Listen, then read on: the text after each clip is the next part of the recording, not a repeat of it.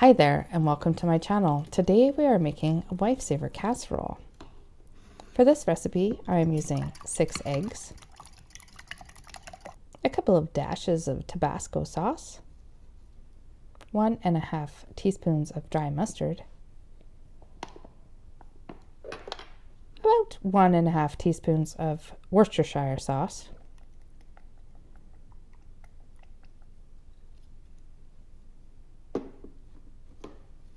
a half teaspoon of black pepper,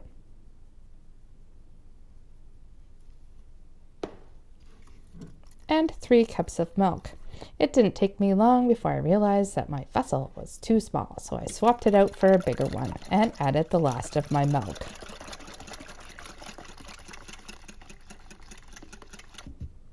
I'm just buttering a 9 by 13 baking sheet.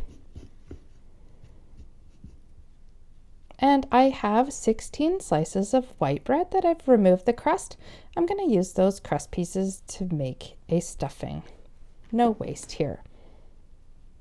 Sadly, when I bought this white bread, it's a really nice soft white bread, but it's a no-name brand and it's pretty small. It doesn't really fill up the pan as well as I would like. Keep that in mind when you're buying your white bread. This is 3 slices of bacon that are cooked and crumbled and 1 package of Black Forest sandwich meat that I just chopped up. I had pre-cut these onions and peppers to make it super easy. That is the equivalent of 1 large onion. I'm not sure why people are afraid to put more in, because more is better sometimes. Those are homegrown red peppers. I would say that's the equivalent of 1 to 2 bell peppers you might buy.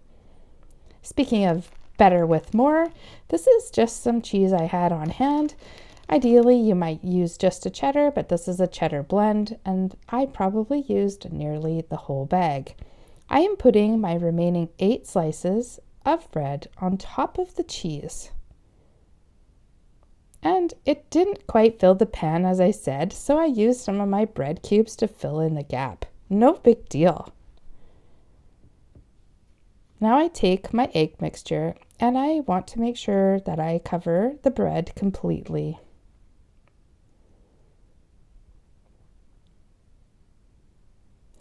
This is going to be soaking overnight in your fridge so that you can cook it the next morning. Or if you want to cook it for supper, you could start this in the morning and let it soak all day.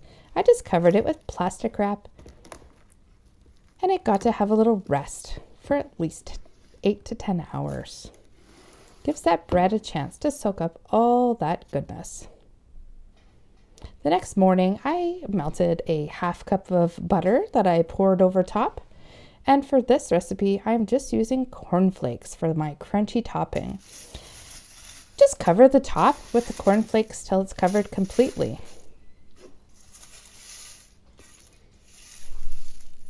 And then I just press it down to make sure it kind of settles in. I'm not really crushing it, I'm just giving it a good push.